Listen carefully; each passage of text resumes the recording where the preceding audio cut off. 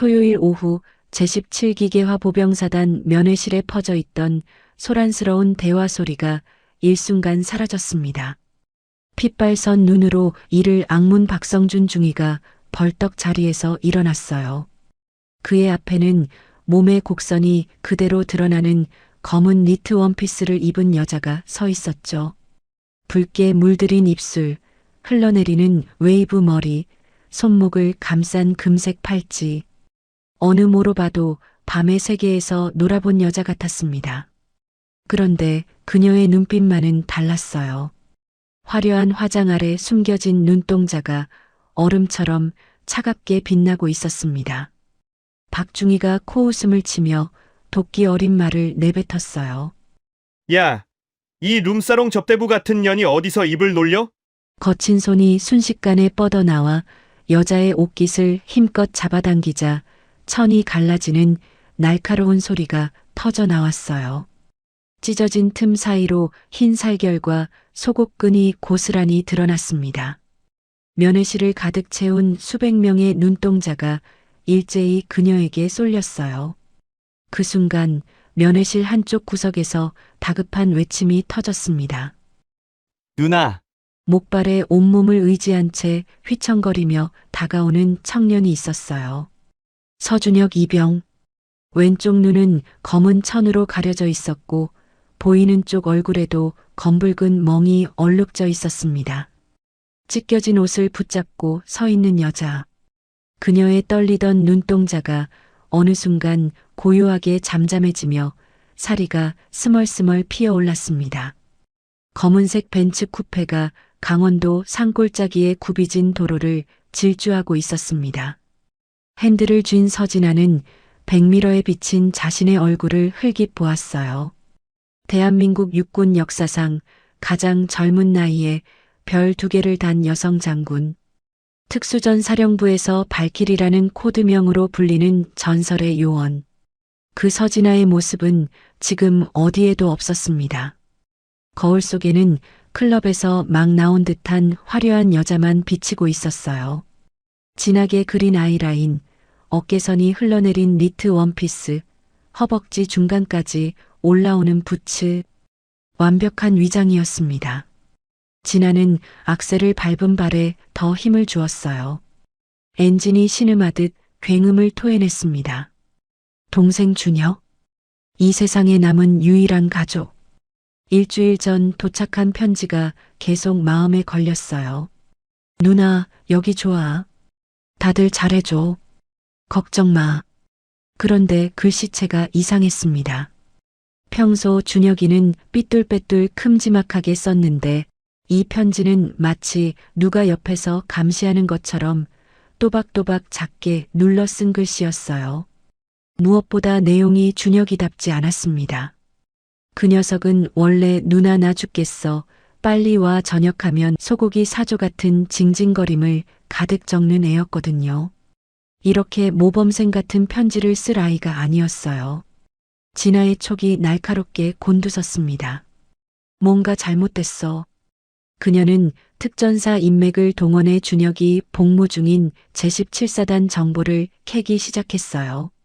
최근 반년간 원인 불명의 자해 시도 4건, 갑작스러운 의병 제대 급증, 그리고 의문스럽게 덮어진 가혹행위 고발들. 더 깊이 파고들려 하자 어디선가 보이지 않는 손이 정보를 틀어막았습니다. 진아는 확신했어요. 장군 계급장을 달고 가면 그들은 미리 대비할 것이었습니다. 깨끗이 치워진 막사, 연습한 대로 웃는 병사들, 짜여진 각본을 보게 되겠죠. 진짜 모습을 보려면 그들이 경계하지 않을 인물로 가야 했어요. 그래서 그녀는 화장을 진하게 고치고 절대 군인 같지 않은 옷을 골랐어요. 거울 앞에 선 그녀는 완벽한 술집 언니 그 자체였습니다. 진아는 서랍 깊숙이 넣어둔 철제 케이스를 꺼냈어요. 뚜껑을 여니 익숙한 물건들이 눈에 들어왔습니다. 검은 작전복, 접이식 진압봉, 소형 테이저건, 707 시절의 장비들이었어요.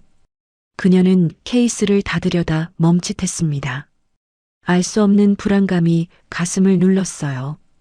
결국 케이스를 통째로 트렁크에 던져 넣었습니다. 사단 초입에 다다르자 위병소가 모습을 드러냈어요. 진아는 속도를 줄이며 운전석 창문을 내렸습니다. 순간 근무 중이던 병사 2명의 눈빛이 확 달라졌어요. 노골적인 시선이 그녀의 얼굴을 훑더니 이내 가슴과 다리로 옮겨갔습니다. 한 병사가 동료에게 팔꿈치를 쿡 찌르며 낄낄거렸어요. 야, 저거 봐, 대박 아니냐?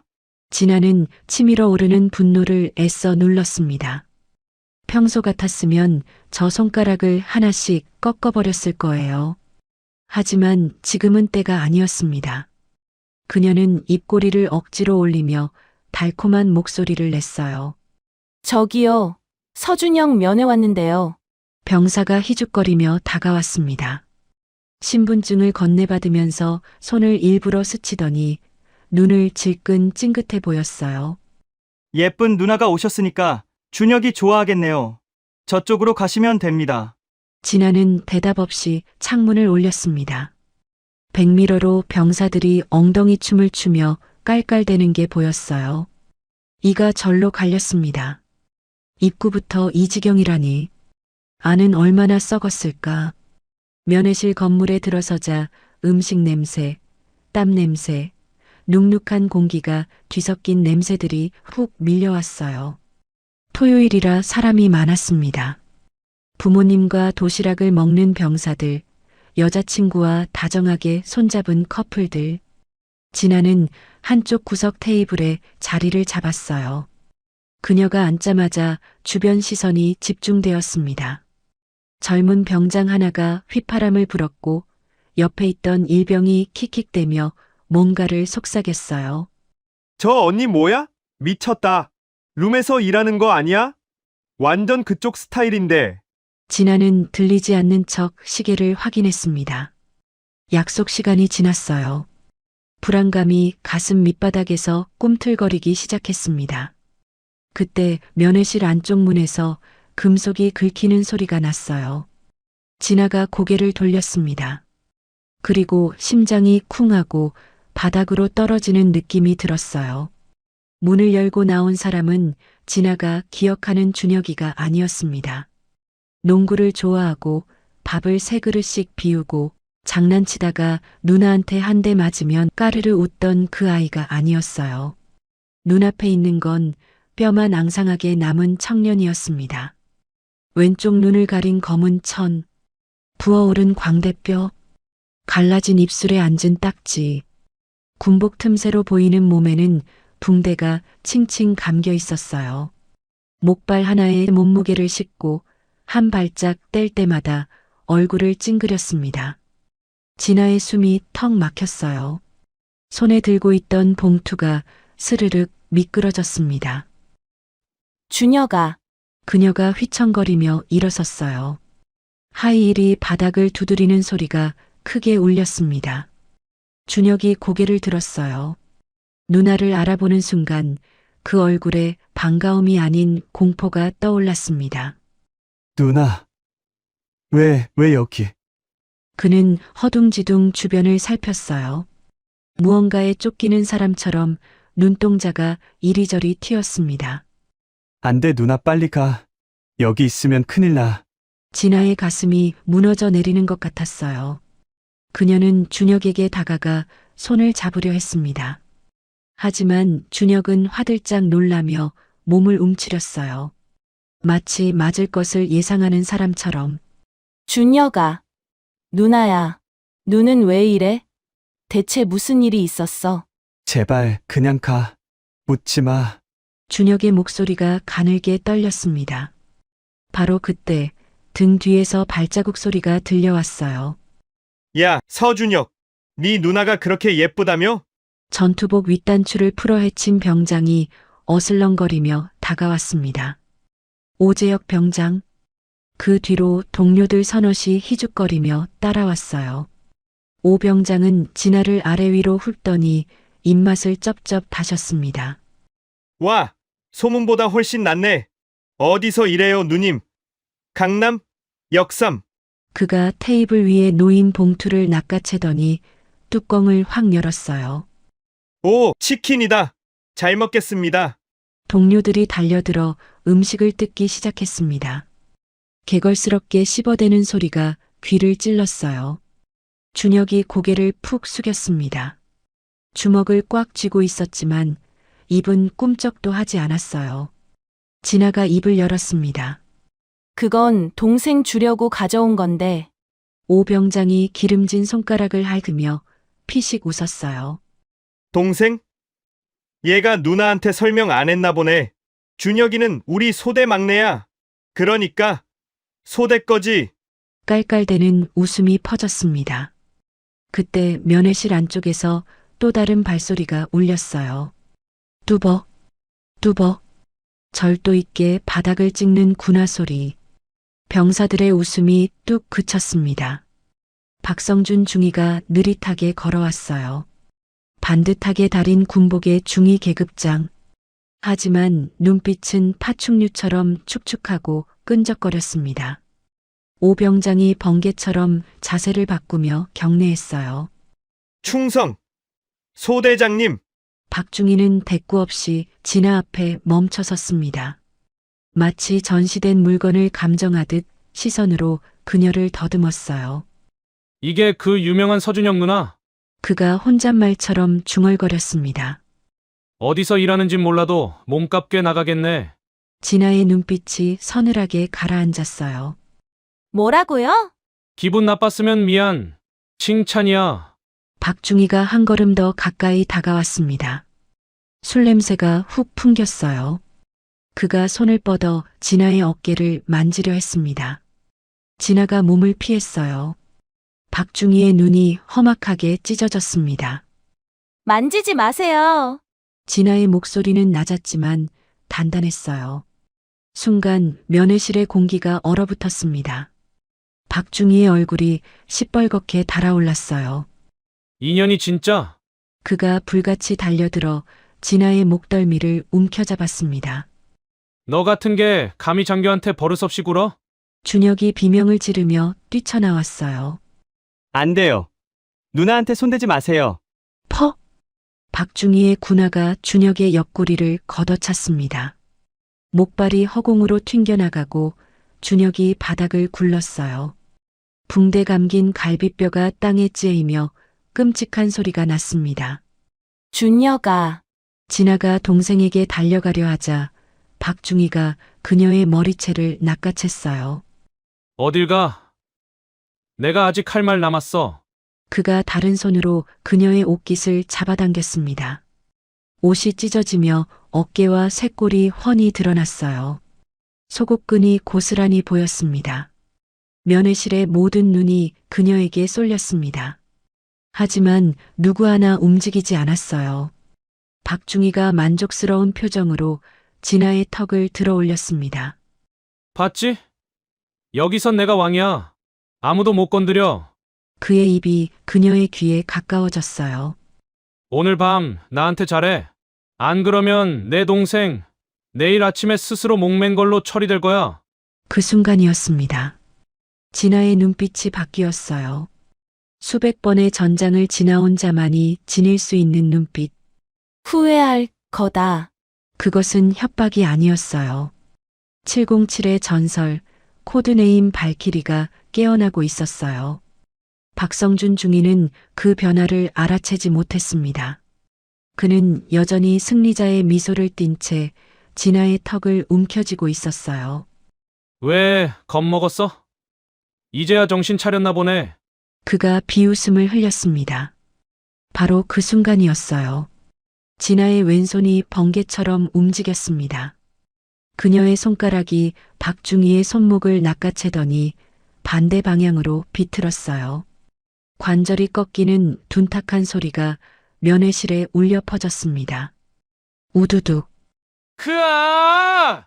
박중희의 입에서 처절한 비명이 터져 나왔어요. 그는 자신에게 무슨 일이 벌어졌는지 이해하기도 전에 고통에 무릎을 꿇었습니다. 하지만 진아는 거기서 멈추지 않았어요. 그녀의 오른 주먹이 아래에서 위로 치솟았습니다. 정확히 목 한가운데 울대뼈였습니다. 퍽! 짧고 건조한 타격음이 울렸어요. 박중희의 눈이 휘둥그레지더니 흰자가 드러났습니다. 숨이 막힌 그는 개구리처럼 입을 벌린 채 뒤로 쓰러졌어요. 면회실 전체가 얼어붙었습니다. 숨소리조차 들리지 않았어요. 가장 먼저 반응한 것은 오재혁 병장이었습니다. 그는 바닥에 쓰러져 거품을 무는 박중희를 보고 경악에 찬 비명을 질렀어요. 이 미친년이! 오 병장이 주먹을 휘두르며 진아에게 달려들었습니다. 단순하고 거친 공격이었어요. 진아의 눈에는 그 움직임이 느린 화면처럼 보였습니다. 그녀는 피하지 않았어요. 오히려 한 발짝 앞으로 나서며 오 병장의 품으로 파고들었습니다. 팔꿈치가 정확하게 명치를 파고들었어요. 컥! 오 병장의 몸이 기역자로 접혔습니다. 그가 고통에 몸부림칠 틈도 없이 진아는 굽혀진 그의 머리채를 잡아 끌어 자신의 무릎에 꽂아버렸어요. 퍽! 코뼈가 으깨지는 소리가 났습니다. 오 병장은 비명조차 지르지 못하고 뒤로 나자빠졌습니다. 상황을 파악한 나머지 병사 3명이 우르르 달려들었습니다. 전현! 잡아! 그들은 진아를 에워싸며 한꺼번에 덮쳤어요. 4대1. 보통 여자라면 공포에 주저앉았을 상황이었습니다. 하지만 진아의 입가에는 희미한 미소가 걸려 있었어요. 이 정도는 워밍업도 안 됐습니다. 달려드는 병사의 주먹을 고개를 살짝 기울여 피했어요. 주먹이 일으킨 바람이 뺨을 스쳤습니다. 진아는 그 병사의 팔을 낚아채 지렛대 원리로 바닥에 내던졌어요. 쿵! 면회실 바닥이 울렸습니다. 그녀는 쓰러진 병사의 어깨를 딛고 도약했어요. 공중에서 몸을 비틀며 뒤에서 덮치려던 병사의 턱을 발 뒤꿈치로 가격했습니다. 회전력이 실린 발차기는 정확하고 치명적이었어요. 턱뼈가 어긋나는 소리가 섬뜩하게 울렸습니다. 병사는 허수아비처럼 힘없이 쓰러져 벽에 처박혔어요. 마지막 한 명. 그는 겁에 질린 얼굴로 뒷걸음질 쳤습니다. 오지마! 떨리는 손으로 의자를 집어들었어요. 진아는 천천히, 아주 천천히 그에게 걸어갔습니다. 굽부러진 하이힐이 바닥을 긁는 소리가 마치 저승사자의 발소리처럼 들렸어요. 의자가 날아왔습니다. 진아는 몸을 낮춰 피하더니 순식간에 파고들었어요.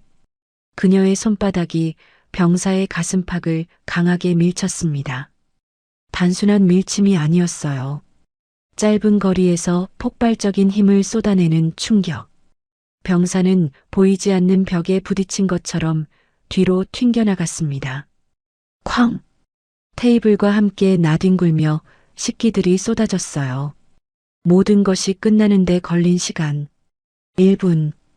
바닥에는 5명의 건장한 군인이 고통에 몸부림치며 신음하고 있었습니다.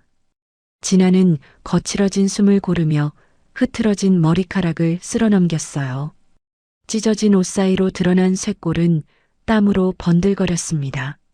하지만 그녀의 눈빛은 여전히 얼음장처럼 차가웠어요. 면회실 전체가 마비된 듯 고요했습니다. 밥을 먹던 가족들은 젓가락을 떨어뜨린 채 굳어 있었고 병사들은 눈이 튀어나올 듯 그녀를 바라보고 있었어요.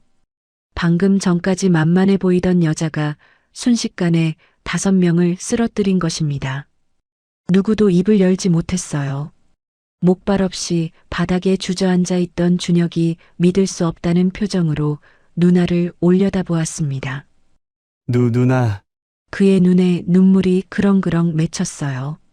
그것은 두려움이 아니었습니다. 잊고 있었던 누나의 진짜 모습을 다시 본 감격이었죠.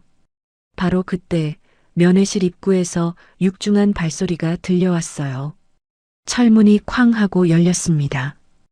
검은 헬멧과 방탄조끼로 무장한 헌병들이 물밀듯이 밀려들었어요. 10여 개의 총구가 일제히 진화를 향해 겨눠졌습니다. 움직이면 쏜다! 헌병 조장이 고함을 질렀습니다. 면회실이 순식간에 아수라장이 되었어요. 가족들이 비명을 지르며 바닥에 엎드렸고 아이들의 울음소리가 터져 나왔습니다.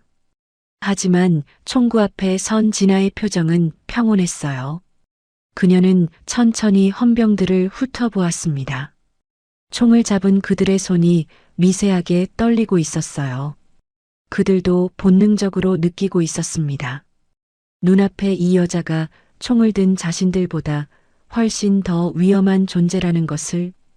그때 헌병들 뒤에서 묵직한 발소리가 들려왔어요. 병사들이 양옆으로 갈라지며 길을 터주었습니다. 잘 다림질된 전투복, 어깨 위에서 번쩍이는 2개의 별. 제17사단장 한동수 소장이었어요. 그는 뒷짐을 진 채 천천히 현장으로 걸어왔습니다. 날카로운 시선이 난장판이 된 면회실을 훑었어요. 부서진 테이블, 쏟아진 음식, 그리고 바닥에 널브러진 병사들. 한 소장의 눈썹이 꿈틀거렸습니다. 그의 시선이 진아에게 멈춰섰어요. 찢어진 옷, 피 묻은 손, 그리고 그녀에게서 뿜어져 나오는 기세. 순간 그의 눈동자가 격렬하게 흔들렸습니다. 이 여자 어디서 본 적 있어? 3년 전 합동참모본부 회의. 특수임무대 브리핑 영상 속에서 복면을 쓴 채 테러범들을 제압하던 요원. 그리고 그 후 연소 장군 진급식에서 보았던 차갑고도 아름다운 얼굴. 한 소장의 등줄기로 식은땀이 흘러내렸어요. 설마. 그는 한 발짝 더 다가가 진아의 얼굴을 자세히 보았습니다. 확신이 공포로 바뀌었어요. 한동수 소장은 벼락 같은 고함을 질렀습니다. 총 내려! 당장! 헌병들이 어리둥절한 표정으로 서로를 쳐다보았어요. 뭘 하고 있어? 총 치우라고 했다!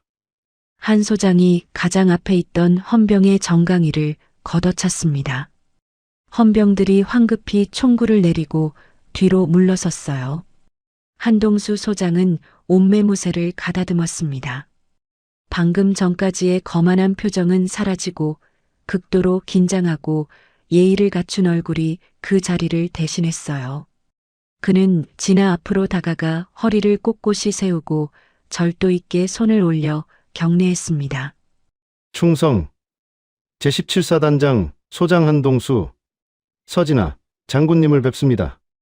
면회실의 공기가 진공 상태처럼 빨려나갔어요. 헌병들의 눈이 튀어나올 듯 커졌습니다. 입은 다물어지지 않았어요. 바닥에 쓰러져 끙끙거리던 박중희의 얼굴이 백지장처럼 하얗게 질렸습니다. 그는 자신의 귀를 의심했어요. 방금 사단장이 뭐라고 했지? 장군? 저 술집 여자 같은 여자가. 장군? 박중희의 입술이 파르르 떨렸습니다. 자신이 옷을 찢고 희롱하고 죽이겠다고 협박했던 여자가 사단장보다 높은 장성이라는 사실. 그 순간 그의 심장이 공포로 쪼그라드는 것 같았어요. 그는 턱이 부러진 고통도 있고 바닥에 이마를 처박으며 벌벌 떨기 시작했습니다. 진아는 차가운 눈으로 한 소장을 내려다보았어요. 경례를 받지 않았습니다. 그녀는 낮지만 서늘한 목소리로 말했어요. 한 소장, 자네 부대 관리가 인상적이더군. 면회 온 민간인을 성추행하고 폭행하는 게 17사단의 환영 방식인가? 한동수 소장은 경례한 손을 내리지 못한 채 식은땀을 흘렸습니다. 송구합니다. 제가 부덕하여 부하 관리에 소홀했습니다. 그의 목소리가 떨렸어요. 이놈들은 즉시 헌병대로 보내고 군법에 따라 엄중하게 처리하겠습니다. 한 소장은 뒤에 있는 헌병들에게 손짓했어요. 뭘 하고 있어? 당장 저놈들 끌어내. 헌병들이 달려들어 바닥에 쓰러진 병사들을 거칠게 제압했습니다. 박중희가 울부짖으며 발버둥 쳤어요. 사단장님, 한 번만 살려주십시오. 저는 몰랐습니다. 제발. 한 소장은 혐오스럽다는 듯 박중희의 얼굴을 군화로 밟았습니다. 닥쳐. 감히 누구 앞에서 짓거려. 끌고 가. 박중희와 그 일당이 처참하게 끌려나가는 동안 면회실 사람들은 숨조차 크게 쉬지 못했어요. 진아는 그 광경을 무표정하게 지켜보았습니다. 통쾌하기보다는 씁쓸했어요. 자신이 장군이 아니었다면 이 상황은 정반대로 흘러갔을 테니까요. 한 소장이 다시 진아에게 깊이 고개를 숙였습니다. 장군님, 이곳은 너무 소란스럽습니다. 따로 조용한 곳을 마련하겠습니다. 옷도 갈아입으셔야 하지 않겠습니까? 그의 태도는 흠잡을 데 없이 공손했어요. 하지만 진아의 직감이 속삭였습니다. 뭔가 이상해. 이 정도로 비굴하게 구는 게 단순히 계급 때문일까? 그러나 지금은 그의 호의를 받아들일 수밖에 없었어요. 준혁이 아직 이 부대에 있으니까요. 한 소장. 내 동생 준혁이. 오늘부로 일병 제대 절차 밟아줘. 더 이상 군에 둘 수 없어.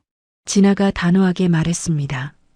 한 소장은 잠시 뜸을 들이다가 이내 고개를 끄덕였어요. 알겠습니다. 제가 책임지고 처리하겠습니다. 그는 세상에서 가장 이해심 많은 상관의 얼굴을 하고 있었어요. 진아는 살짝 안도했습니다. 적어도 이 사람이 자신 편에서 일을 처리해 줄 것이라고 믿고 싶었어요. 잠시 실례하겠습니다. 헌병대에 연락해서 수사 상황 챙겨보겠습니다. 한 소장은 정중하게 양해를 구하고 접견실 구석으로 물러났어요. 그가 등을 돌리는 순간 그의 얼굴에서 사람 좋은 미소가 싹 사라졌습니다. 그 자리를 대신한 것은 소름 끼칠 정도로 차갑고 음흉한 표정이었어요. 그는 주머니에서 휴대폰을 꺼내 미리 저장해둔 번호를 눌렀습니다. 발신자명 장세훈 준장. 그는 통화 대신 문자를 보냈어요. 대여가 걸렸습니다. 서진아가 지금 제 사단 안에 있습니다. 판을 키우십시오. 전송 완료. 한동수 소장은 휴대폰을 주머니에 넣고 다시 뒤를 돌아보았습니다. 그의 얼굴에는 어느새 다시 걱정스럽고 충직한 부하의 가면이 씌워져 있었어요. 장군님, 헌병대장에게 특별 지시를 내렸습니다. 놈들, 군 생활이 아니라 인생이 끝날 겁니다. 그는 부드럽게 웃었어요. 그 미소 뒤에 숨겨진 칼날이 얼마나 날카롭고 치명적인지 아직 진아는 알지 못했습니다. 면회실에서의 소동은 끝났지만 진짜 전쟁은 이제 막 시작되고 있었어요. 한 소장의 그림자가 진아와 준혁 위로 길게 드리워졌습니다. 마치 거대한 독사가 먹이를 칭칭 감으려는 듯 불길하고 어두운 그림자였어요. VIP 병실의 육중한 철문이 닫히는 소리가 준혁의 고막을 때렸습니다. 쾅! 외부의 빛이 차단되고 병실 안에는 형광등의 미세한 웅웅거림만 남았어요. 이곳은 한동수 소장이 특별히 마련해줬다는 병실이었습니다. 하지만 준혁이 느끼기에 이곳은 치료를 위한 공간이 아니었어요. 창문 하나 없는 하얀 벽, 코를 찌르는 소독약 냄새, 지나치게 차가운 공기, 마치 시체를 보관하는 영안실 같았습니다. 준혁은 침대 난간을 꽉 움켜쥐었어요. 손등에 꽂힌 링거 바늘이 살을 파고들었지만 그 통증보다 더 큰 불안감이 가슴을 짓눌렀습니다. 누나가 잠시 자리를 비운 사이 그는 이곳으로 옮겨졌어요. 간호장교도 군의관도 보이지 않았습니다. 그때 잠겨있던 문이 스르륵 열렸어요. 군화 발자국 소리가 타일 바닥을 긁으며 천천히 다가왔습니다. 위협적인 그 소리에 준혁의 심장이 조여왔어요. 들어온 사람은 의사가 아니었습니다. 군복을 입은 남자. 한동수 소장의 전속 부관이었어요. 부관은 무표정한 얼굴로 준혁의 침대 곁에 섰습니다. 서준혁, 이병, 차가운 목소리였어요. 참 대단한 누나를 뒀네. 그 말 속에 담긴 비아냥이 준혁의 귀를 찔렀습니다. 준혁은 마른 침을 삼키며 그를 올려다보았어요. 공포에 질린 눈동자가 파르르 떨렸습니다. 부관이 허리를 숙여 준혁의 귀에 입을 가져다 댔어요. 네 누나가 밖에서 무슨 짓을 하고 다니는지 알아? 속삭이는 목소리가 악마처럼 달콤했습니다. 너 하나 살리겠다고 사단장님께 행패를 부리고 있어. 부대 전체를 뒤집어 놓고 있다고. 준혁의 입술이 바들바들 떨렸어요. 아, 아닙니다. 누나는 그저 부관이 거칠게 말을 끊었습니다. 네가 멍청하게 굴어서 내 누나 별이 떨어지게 생겼어. 이 병신아. 그의 손이 준혁의 턱을 거칠게 잡아 올렸어요. 넌 다리가 부러진 게 대수냐? 네 누나는 지금 사회적으로 매장당하기 직전이야. 너 때문에.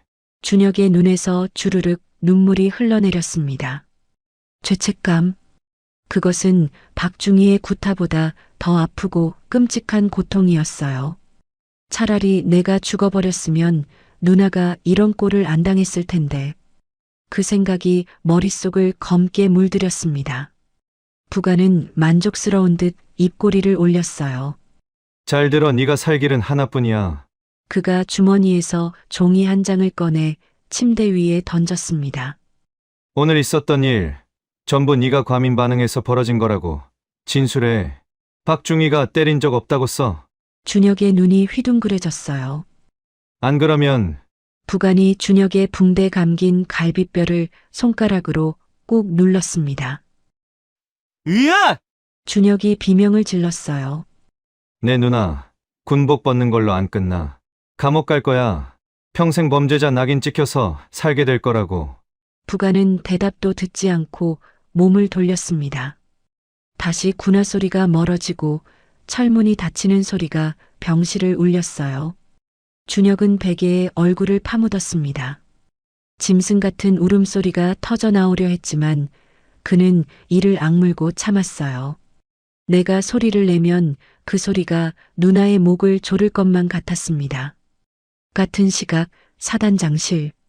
블라인드가 내려진 어두운 방 안 모니터 화면에서 뿜어져 나오는 푸르스름한 빛만이 한동수 소장의 얼굴을 비추고 있었어요.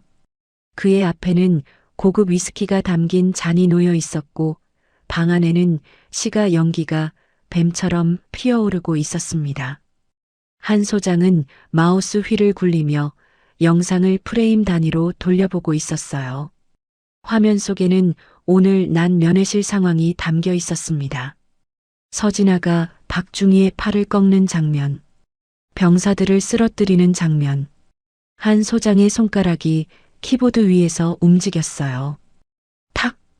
엔터키를 누르자 화면 속 영상이 완전히 달라져 있었습니다. 박중희가 진아를 모욕하고 옷을 찢는 원인 장면은 감쪽같이 삭제되었어요. 남은 것은 오직 하나. 화려한 옷을 입은 여자가 군복 입은 장교의 팔을 무자비하게 꺾고 바닥에 내동댕이 치는 결과뿐이었습니다. 영상 속 진아는 동생을 지키려는 누나가 아니었어요. 그저 권력을 앞세워 부하를 폭행하는 미친 장군일 뿐이었습니다. 한 소장은 만족스러운 듯 낮게 웃었어요. 그는 휴대폰을 들어 장세훈 준장에게 전화를 걸었습니다. 한 소장, 작업 끝났나? 건조하고 차가운 목소리가 수화기 너머로 들려왔어요. 방금 완성했습니다. 편집본 서버에 올릴 준비 끝났습니다. 여론몰이용 계정들 풀어넣으셨죠? 500개 대기 중이다. 기사 배포도 준비됐어. 한 소장의 입꼬리가 비틀려 올라갔어요. 서진아, 그 여자 내일 아침이면 대한민국에서 얼굴 들고 못 다닐 겁니다. 그는 전화를 끊지 않은 채 모니터 화면의 업로드 버튼을 눌렀습니다. 띠링. 전송 완료를 알리는 소리가 경쾌하게 울렸어요. 그것은 서진아라는 한 군인의 명예가 도살장으로 끌려가는 시작을 알리는 종소리였습니다. 서울로 돌아가는 고속도로 위. 진아는 운전대를 잡은 손에 힘을 주었어요. 손마디가 하얗게 질려 있었습니다. 준혁을 억지로 떼어놓고 오는 발걸음이 천근만근이었어요. 한 소장이 호의를 베푸는 척하며 준혁을 VIP 병실로 데려갔을 때 그녀는 거절할 명분이 없었습니다. 그때 조수석에 던져둔 스마트폰이 미친 듯이 진동하기 시작했어요. 끊임없이 울리는 진동 소리가 차 안의 정적을 깨뜨렸습니다. 진아는 갓길에 차를 세웠어요. 불길한 예감이 등줄기를 타고 차갑게 흘러내렸습니다. 그녀가 떨리는 손으로 전화기를 집어들었어요. 부재중 통화 수십 개, 읽지 않은 메시지 수백 개. 발신자는 국방부 동료들, 기자들, 그리고 모르는 번호들이었습니다. 진아는 가장 최근에 온 문자의 링크를 눌렀어요. 화면이 열리자마자 자극적인 썸네일과 함께 뉴스가 재생되었습니다. 단독, 육군 최연소 여성 장군, 면회실서 부하장교 무차별 폭행, 충격. 앵커의 격앙된 목소리가 차 안을 가득 채웠어요. 오늘 오후 전방모 사단 면회실에서 믿기 힘든 일이 벌어졌습니다. 육군 특수전사령부 출신 서진아 소장이 면회 도중 부하 장교를 무자비하게 폭행하는 영상이 공개되어 파문이 일고 있습니다. 이어서 한 소장이 조작한 영상이 화면에 흘러나왔어요. 영상 속 그녀는 마치 조폭처럼 보였습니다. 전후 사정이 잘려나간 영상은 진실을 완벽하게 왜곡하고 있었어요. 진아의 눈동자가 지진이라도 난 듯 흔들렸습니다. 숨이 턱 막혀왔어요. 화면 아래 실시간으로 올라오는 댓글들은 더욱 처참했습니다. 와, 저 여자 미친 거 아님? 장군이면 사람 패도 됨. 옷 입은 꼬라지 봐라. 딱 봐도 백으로 진급했네. 당장 구속해라. 깡패네 깡패. 댓글 하나하나가 날카로운 비수가 되어 진아의 심장을 난도질했어요. 억울함에 피가 거꾸로 솟는 것 같았습니다. 동생의 옷을 찢고 학대한 놈은 피해자로 둔갑해 있었고 동생을 지키려던 그녀는 미친 범죄자가 되어 있었어요. 진아는 핸들을 쾅 내리쳤습니다. 빵! 클락션 소리가 길게 울부짖었지만 그녀의 분노를 다 토해내기엔 부족했어요. 한동수, 장세훈. 그녀의 입에서 이가 갈리는 소리가 새어나왔습니다. 단순한 우발적 상황이 아니었어요. 이것은 철저하게 계획된 함정이었습니다. 다시 전화벨이 울렸어요. 이번 발신자는 국방부 장관실이었습니다. 진아는 전화를 받지 않았어요. 지금 받으면 이성을 잃고 소리를 지를 것만 같았거든요. 그녀가 전화기를 던지려는 순간 화면에 새로운 영상 통화가 떴습니다. 발신자 준혁. 진아의 심장이 쿵 하고 내려앉았어요. 이 시간에 준혁이 영상 통화를 걸어올 리가 없었습니다. 그녀는 떨리는 손으로 통화 버튼을 눌렀어요. 화면이 켜지는 순간 진아의 입에서 비명에 가까운 탄식이 터져 나왔습니다. 준혁아. 화면 속 배경은 어둠컴컴한 병실 화장실이었어요. 창백한 형광등 불빛 아래 준혁의 얼굴은 땀과 눈물로 뒤범벅이 되어 있었습니다. 하지만 진아를 경악하게 만든 것은 그게 아니었어요. 준혁의 오른손에 들린 날카로운 유리 조각. 깨진 거울 파편이 그의 목 옆에 바짝 붙어 있었습니다. 조금만 힘을 주면 붉은 피가 솟구칠 것 같은 위태로운 상황이었어요. 진아가 절규했습니다. 준혁아! 너 지금 뭐 하는 거야? 당장 그거 내려놔! 화면 속 준혁의 손이 사시나무처럼 떨리고 있었어요. 초점 없는 눈동자가 카메라를 뚫어지게 응시했습니다. 그 눈빛에는 공포와 죄책감이 뒤섞인 깊은 절망만이 가득했어요. 준혁이 쉰 목소리로 입을 열었습니다. 누나, 제발 그만해. 여기서 멈춰, 너. 그 말투는 마치 누군가에게 세뇌당한 것처럼 어색하고 끊어졌어요. 준혁아, 누나가 다 해결할 거야. 놈들이 널 협박한 거지? 누나가 지금 갈게. 오지 마. 준혁이 악을 썼습니다. 유리 조각이 목 피부를 살짝 긁어 붉은 핏방울이 맺혔어요. 누나가 오면 나 진짜 죽어. 누나가 기자회견하고 일 크게 만들면 그 사람들이 나 가만 안 둔대. 진아의 심장이 찢어지는 것 같았어요. 누나 때문에 내가 이렇게 된 거야. 누나가 장군이라서, 누나가 잘나서 내가 표적이 된 거라고. 준혁의 눈에서 눈물이 주르륵 흘러내렸습니다. 제발 그냥 조용히 있어. 누나가 한 발자국이라도 더 움직이면 나 여기서 바로 그어버릴 거야. 뚝. 화면이 끊겼어요. 정적이 찾아왔습니다. 차 안에는 빗소리와 진아의 가쁜 숨소리만 남았어요. 그녀는 휴대폰을 쥔 채 굳어버렸습니다. 준혁의 마지막 눈빛, 그 처절한 절규가 뇌리에 박혀 지워지지 않았습니다. 동생을 지키려던 칼이 오히려 동생의 목을 겨누는 흉기가 되어버린 상황. 바로 그때 휴대폰이 다시 울렸어요. 발신자 표시 장세훈 준장. 모든 파멸의 설계자. 진아는 떨리는 손으로 통화 버튼을 눌렀습니다. 수화기 너머로 소름 끼치도록 차분한 중년 남성의 목소리가 들려왔어요. 서 소장. 아니, 이제 곧 민간인이 될 테니 호칭은 생략해도 되겠습니까? 진아의 눈에서 살기가 뿜어져 나왔습니다. 장세훈, 준혁한테 무슨 짓을 한 거야? 낮은 웃음소리가 들려왔어요. 저는 그저 선택지를 줬을 뿐입니다. 동생분이 누나를 얼마나 사랑하는지 스스로 희생하려 하더군요. 이 개자식이. 간단합니다. 서진아 씨, 장세훈의 목소리가 뱀처럼 감겨왔어요. 당신이 쥐고 있는 그 안일한 자존심과 계급장, 정의감, 그것만 내려놓으면 됩니다. 뭘 원하는 거야? 지금 당장 부대 위병소로 오십시오. 사직서에 서명하고 당신 입으로 직접 모든 과오를 인정하는 영상을 찍으십시오. 그가 조건을 읊었어요. 동생의 군 생활을 위해 부당한 압력을 행사했고 군육관을 폭행했다고요. 진아의 손이 부들부들 떨렸습니다. 그리고 조용히 군복을 벗고 사라지십시오. 그러면 동생은 제가 책임지고 의가사 제대시켜 드리겠습니다. 그것은 사회적 사형 선고나 다름없었어요. 평생을 바쳐 쌓아온 명예가 시궁창에 처박히는 순간이었습니다. 30분 드리겠습니다. 장세훈의 목소리가 차갑게 내려앉았어요.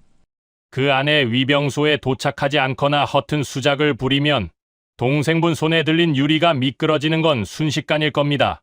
전화가 끊겼어요. 진아는 멍하니 앞을 바라보았습니다.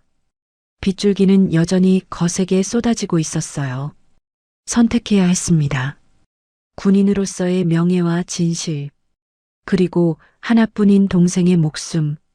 그녀는 천천히 눈을 감았어요. 707 시절 수많은 작전에서 생사를 넘나들 때도 이렇게 두려웠던 적은 없었습니다. 적의 총구 앞에서도 눈 하나 깜짝하지 않았던 그녀였지만 동생의 목숨을 담보로 한 협박 앞에서는 무력한 누나일 뿐이었어요. 미안해, 준혁아. 진아의 입술 사이로 체념 섞인 속삭임이 새어나왔습니다. 그녀는 다시 시동을 걸었어요. 차를 돌리는 핸들이 천근만근 무거웠습니다. 그녀가 향하는 곳은 전장이 아니었어요. 도살장이었습니다. 스스로 제 발로 걸어 들어가 가죽이 벗겨지고 살이 발려질 도살장. 빗줄기가 세차게 쏟아지는 위병소 앞. 진아는 차에서 내려 검문소를 향해 걸어갔습니다. 찢어진 옷을 대충 여민 채 굽이 부러진 하이힐이 웅덩이를 첨벙거렸어요. 위병소 안에서 누군가 우산도 없이 걸어오는 그녀를 보고 킥킥거리는 소리가 들렸습니다. 하지만 진아는 신경 쓰지 않았어요. 지금 그녀의 머릿속에는 오직 하나뿐이었습니다. 준혁. 유리 조각을 목에 갖다 댄 동생의 창백한 얼굴이 눈앞에서 지워지지 않았어요. 위병소를 지나 사단 본부 건물로 들어서자 복도에 줄지어 서 있는 장교들이 보였습니다. 그들의 눈빛은 하나같이 차갑고 경멸에 가득 차 있었어요. 수군거리는 소리가 귓가를 찔렀습니다. 저 여자야? 뉴스에 나온 미쳤지. 부하를 저렇게 팼대. 뭘 믿고 저러나. 빽이 있나 봐. 진아는 이를 악물었어요. 아무것도 모르면서 동생이 어떻게 맞았는지, 그놈들이 무슨 짓을 했는지. 하지만 해명할 기회는 주어지지 않았습니다. 지금 입을 열면 준혁의 목숨이 위험해지니까요. 그녀는 묵묵히 복도 끝에 있는 회의실로 향했어요. 문을 열자 시가 연기가 코끝을 찔렀습니다. 넓은 회의 테이블 상석에 한동수 소장이 앉아 있었어요. 그 옆에는 헌병대장과 법무관, 그리고 카메라를 든 병사가 대기하고 있었습니다. 한 소장은 진아를 보자 환하게 웃으며 자리에서 일어났어요. 어서 오십시오. 서진아. 아, 이제 뭐라고 불러야 하나? 그의 미소 뒤에 숨겨진 승리감이 역력했습니다. 진아는 대답 없이 테이블 앞으로 걸어갔어요. 테이블 위에는 서류 한 장이 놓여 있었습니다. 사직원. 이미 모든 내용이 타이핑되어 있었어요. 본인 서진아는 부적절한 품행과 지휘관으로서의 자질 부족을 인정하며 자진하여 군을 떠나고자 합니다. 진아의 손이 부르르 떨렸어요. 평생을 바쳐 쌓아온 것들이 이 종이 한 장에 부정당하고 있었습니다. 한 소장이 만년필을 건네며 말했어요. 빨리 서명하시죠. 동생분이 기다리고 있지 않습니까? 그 말에 진아의 손이 멈칫했습니다. 그래, 지금은 준혁이 먼저야. 그녀는 떨리는 손으로 만년필을 받아들었어요. 펜촉이 종이에 닿는 순간 눈앞이 아득해지는 것 같았습니다. 진나. 세 글자가 종이 위에 새겨졌어요. 그 순간 그녀의 안에서 무언가가 툭 하고 끊어지는 소리가 들렸습니다. 군인 서진아가 죽는 소리였어요. 한 소장이 만족스럽게 서류를 집어들었습니다. 좋습니다. 이제 영상만 찍으면 됩니다. 그가 손짓하자 카메라를 든 병사가 다가왔어요. 빨간 녹화 버튼이 켜졌습니다. 한 소장이 미리 준비한 대본을 진아 앞에 내밀었어요. 여기 적힌 대로 읽으시면 됩니다. 진아는 종이를 내려다보았습니다. 저는 개인적인 감정으로 부하 장교를 폭행했습니다. 동생의 군 생활을 위해 부당한 압력을 행사했으며 이 모든 것이 저의 잘못임을 인정합니다. 글자 하나하나가 독침처럼 눈을 찔렀어요. 진아는 입술을 깨물었습니다. 피가 배어나왔지만 아프지 않았어요. 마음이 이미 찢어질 대로 찢어져 있었으니까요. 그녀는 천천히 입을 열었습니다. 저는 개인적인 감정으로 목소리가 갈라졌어요. 부하 장교를 눈물이 차올랐지만 그녀는 억지로 삼켰습니다. 이 자리에서 우는 모습은 보여주고 싶지 않았어요. 폭행했습니다. 한 문장 한 문장이 스스로의 심장에 못을 박는 것 같았습니다. 녹화가 끝나고 빨간 불이 꺼졌을 때 진아는 텅 빈 허수아비가 된 기분이었어요. 한 소장이 흡족한 표정으로 고개를 끄덕였습니다. 수고하셨습니다. 이제 마지막 절차만 남았네요. 그가 손가락을 튕기자 문이 열리고 헌병 2명이 들어왔어요. 그들의 손에는 군복 한 벌이 들려 있었습니다. 진아의 군복이었어요. 소장 계급장이 달린 그녀의 정복. 한 소장이 씁쓸한 표정을 지어 보이며 말했습니다. 더 이상 군복을 입을 자격이 없으시니까요. 진아의 눈동자가 흔들렸어요. 뭐라고요? 규정입니다. 불명예 전역자는 군복을 착용할 수 없어요. 대신 민간인 복장을 준비해뒀습니다. 헌병이 비닐봉지를 내밀었어요. 안에는 허름한 트레이닝복이 들어 있었습니다. 싸구려 회색 천, 늘어난 고무줄, 죄수복이나 다름없는 옷이었어요. 한 소장의 입꼬리가 비틀렸습니다. 아, 그리고요. 그가 손목시계를 들어 보였어요. 이 영광스러운 순간을 기념하기 위해 이병소 앞에서 한송식을 준비했습니다. 병사들이 도열해서 박수로 배웅해 드릴 거예요. 진아의 얼굴이 창백하게 질렸습니다. 그것은 환송이 아니었어요. 공개 처형이었습니다. 30분 후 위병소 앞 광장에는 수백 명의 병사들이 도열해 있었습니다. 비는 여전히 쏟아지고 있었지만 아무도 우산을 쓰고 있지 않았어요. 그들은 모두 한 방향을 바라보고 있었습니다. 사단본부 건물에서 나오는 여자, 허름한 회색 트레이닝복을 입고 맨발에 슬리퍼를 끌며 걸어오는 서진아. 몇 시간 전까지 별 2개를 달았던 장군은 어디에도 없었어요. 거기에는 모든 것을 빼앗긴 초라한 여자만 있을 뿐이었습니다. 병사들 사이에서 수군거림이 터져 나왔어요. 저게 그 장군이래? 완전 폭삭 망했네. 자업자득이지 뭐. 킥킥거리는 웃음소리가 빗소리 사이로 스며들었습니다. 진아는 고개를 숙인 채 걸었어요. 발밑에 웅덩이가 트레이닝 바지를 적셨지만 느끼지 못했습니다. 아무것도 느껴지지 않았어요. 위병소 차단기가 올라갔습니다. 그 너머에는 검은색 승용차 한 대가 대기하고 있었어요. 준혁을 태운 차였습니다. 진아가 차단기를 지나는 순간 등 뒤에서 한동수 소장의 목소리가 들려왔어요. 서진아, 전 소장의 전역을 축하합니다. 짝짝짝 박수 소리가 터져 나왔습니다. 하지만 그것은 축하가 아니었어요. 조롱이었습니다.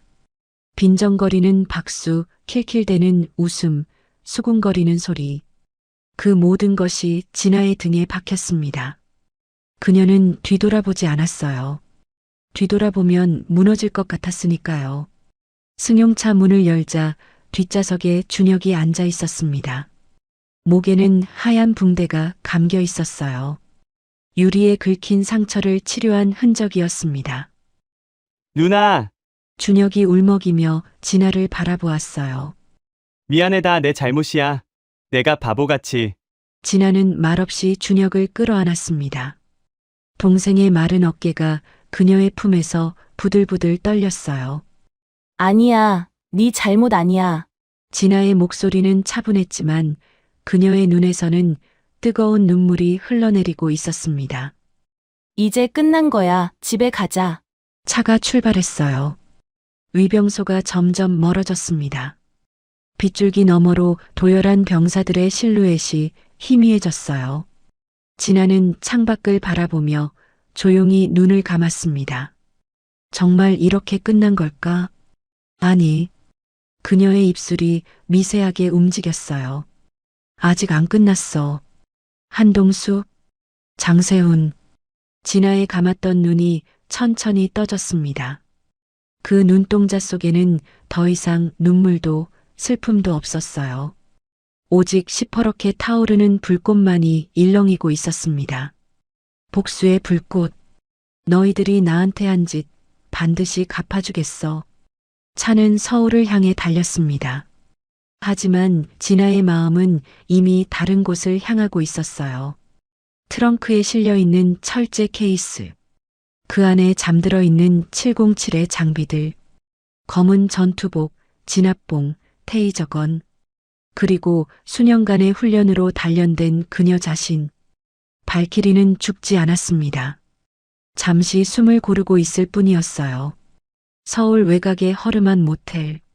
진아는 침대 위에 철제 케이스를 올려놓았습니다. 딸깍. 잠금 장치가 풀리고 뚜껑이 열렸어요. 형광등 불빛 아래 검은 전투복이 빛났습니다. 진아는 천천히 트레이닝복을 벗었어요. 거울에 비친 자신의 몸에는 오늘 하루 동안 입은 상처들이 얼룩져 있었습니다. 하지만 그녀의 눈빛은 그 어느 때보다 또렷했어요. 검은 전투복을 입었습니다. 몸에 착 달라붙는 특수 섬유가 근육을 감싸 안았어요. 진압봉을 허벅지 홀스터에 꽂았습니다. 테이저건을 허리춤에 찼어요. 마지막으로 얼굴에 검은 마스크를 썼습니다. 거울 속에는 더 이상 굴욕당한 여자가 없었어요. 707 특수임무단의 전설, 코드네임 발키리가 서 있었습니다. 진아는 휴대폰을 꺼내 한동수 소장의 위치를 추적했어요. 그는 지금 서울 시내 고급 호텔에서 장세훈 준장과 만나고 있었습니다. 승리의 축배를 들고 있겠죠. 진아의 입가에 싸늘한 미소가 걸렸어요. 축배는 아직 일러. 진짜 파티는 지금부터 시작이야. 그녀는 모텔 문을 열고 밤의 어둠 속으로 걸어 들어갔습니다. 빗줄기가 검은 전투복을 적셨지만 그녀의 발걸음은 흔들리지 않았어요. 한 걸음, 두 걸음, 복수를 향한 행군이 시작되었습니다. 서울 도심의 최고급 호텔, 40층 스위트룸에서는 샴페인 잔이 부딪히는 소리가 울려 퍼지고 있었습니다. 한동수 소장과 장세훈 준장은 통유리창 너머로 빗줄기에 젖은 서울 야경을 내려다보며 승리의 미소를 나누고 있었어요. 서진아, 그 여자. 꼴 좋더군요. 한 소장이 킬킬거리며 잔을 기울였습니다. 트레이닝복 입고 슬리퍼 끌면서 나가는 거 봤습니까? 아주 걸레짝이 따로 없더라고요. 장세훈 준장은 창밖을 바라보며 시가 연기를 내뿜었어요. 잘했네. 이제 청풍회의 가장 큰 걸림돌이 사라진 거야. 그의 목소리는 차갑고 건조했습니다. 단양 밀매건도 이제 신경 쓸 필요 없겠지. 증인은 입을 다물었고 조사하던 장군은 불명예 제대했으니 한 소장이 고개를 끄덕였어요. 다음 달 국방장관 인선에서 각하께서 좋은 소식을 들려주실 겁니다. 두 사람의 웃음소리가 방 안을 가득 채웠습니다. 바로 그 순간이었어요. 펑! 스위트룸 문이 안쪽으로 폭발하듯 터져나갔습니다. 경첩이 뜯겨나가고 나무 파편이 사방으로 튀었어요. 한 소장의 손에서 샴페인 잔이 떨어져 바닥에 산산조각 났습니다. 먼지가 가라앉자 문 앞에 서 있는 그림자가 드러났어요. 검은 전투복, 얼굴을 가린 검은 마스크, 그리고 차갑게 빛나는 한 쌍의 눈동자, 서진아였습니다. 한 소장의 얼굴이 백지장처럼 하얗게 질렸어요. 서진아. 네가 어떻게? 진아는 대답하지 않았습니다. 그녀는 천천히 방 안으로 걸어 들어왔어요. 발소리 하나 나지 않았습니다. 마치 유령처럼. 장세훈 준장이 벌떡 일어나 호위병을 불렀어요. 경호원 어딨어? 하지만 아무도 들어오지 않았습니다. 진아가 낮은 목소리로 말했어요. 밖에 있던 4명. 지금 복도에서 자고 있어. 30분은 못 일어날 거야. 장 준장의 눈동자가 공포로 흔들렸습니다. 미쳤군. 여기가 어딘지 알아? 호텔 전체에 CCTV가 있어. 진아의 입가에 싸늘한 미소가 걸렸어요. 그래서 일부러 찍히려고 왔거든. 그녀가 손을 들어 가슴에 달린 작은 카메라를 가리켰습니다. 이거 지금 생중계 중이야. 한 소장과 장 준장의 얼굴이 동시에 일그러졌어요. 뭐라고? 진아가 한 발짝 더 다가갔습니다. 너희가 나한테 한 짓 그대로 되돌려 주려고. 그녀가 휴대폰 화면을 들어 보였어요. 유튜브 생방송. 시청자 수가 실시간으로 치솟고 있었습니다. 10만, 20만, 30만. 방금 너희가 한 대화 전부 녹음됐어. 청풍회, 탄양 밀매, 국방장관 인선. 진아의 목소리가 차갑게 내려앉았어요. 전 국민이 듣고 있어. 장세훈 준장의 얼굴이 시뻘겋게 달아올랐습니다. 이 인연이 그가 테이블 위에 있던 와인병을 집어들고 진아에게 달려들었어요. 하지만 진아의 눈에 그 움직임은 느린 화면처럼 보였습니다. 그녀는 가볍게 몸을 틀어 와인병을 피했어요. 동시에 손이 번개처럼 움직였습니다. 장준장의 손목을 낚아채 비틀고 팔꿈치 관절을 반대로 꺾었어요. 우두득 뼈가 어긋나는 소리와 함께 장준장이 비명을 질렀습니다. 흐악! 진아는 그를 바닥에 내던지고 발로 등을 밟았어요. 20년 넘게 군복 입고 나라 팔아먹은 놈이 장군이라고? 그녀의 목소리에 분노가 실렸습니다. 우리 준혁이 눈을 멀게 하고 갈비뼈를 부러뜨린 게 애국이야. 장준장은 대답하지 못하고 신음만 흘렸어요. 그때 한동수 소장이 뒤에서 의자를 들고 달려왔습니다. 진아는 뒤도 돌아보지 않았어요. 발을 뒤로 차올렸습니다. 정확하게 한 소장의 명치를 가격했어요. 의자가 떨어지고 한 소장이 기역자로 접히며 무릎을 꿇었습니다. 진아가 돌아서서 그의 앞에 섰어요. 한동수, 오늘 낮에 네가 나한테 뭐라고 했더라? 그녀가 그의 턱을 잡아 올렸습니다. 서진아, 전 소장의 전역을 축하합니다. 한 소장의 입에서 피가 흘러내렸어요. 그는 공포에 질린 눈으로 진아를 올려다보았습니다. 살려줘, 제발. 다 장준장이 시킨 거야. 그래? 그럼 이건 나도 너한테 해줘야겠네. 진아의 무릎이 한 소장의 코를 강타했어요. 퍽! 코뼈가 으깨지는 소리와 함께 피가 솟구쳤습니다. 발키리의 전역을 축하한다. 이 쓰레기야. 한 소장이 비명을 지르며 바닥을 뒹굴었어요. 진아는 쓰러진 두 사람을 내려다보며 숨을 골랐습니다. 방송은 계속되고 있었어요. 시청자 수가 50만을 넘어섰습니다. 댓글이 폭포처럼 쏟아지고 있었어요. 와, 레전드다. 저 장군들 진짜 쓰레기네. 서진아 장군 응원합니다. 탄약 밀매. 이거 실화임? 진아는 카메라를 향해 말했습니다. 지금 보시는 두 사람이 청풍회의 핵심입니다. 군 내부의 비밀 조직이에요. 그녀가 주머니에서 USB 하나를 꺼내 들어 보였어요. 여기에 모든 증거가 담겨 있습니다. 탄약 밀매 기록, 자금 흐름, 관련자 명단. 제 동생 서준혁 이병이 목숨 걸고 모은 자료예요. 진아의 목소리가 떨렸습니다. 제 동생은 이 비리를 발견했다는 이유만으로 6개월간 지옥 같은 고문을 당했습니다. 눈을 잃고 갈비뼈가 부러지고 매일 죽고 싶다는 생각뿐이었대요. 그녀의 눈에서 눈물이 흘러내렸지만 목소리는 흔들리지 않았어요. 저는 오늘 군복을 벗었습니다. 불명예스럽게. 하지만 후회하지 않아요. 진아가 카메라를 똑바로 바라보았습니다.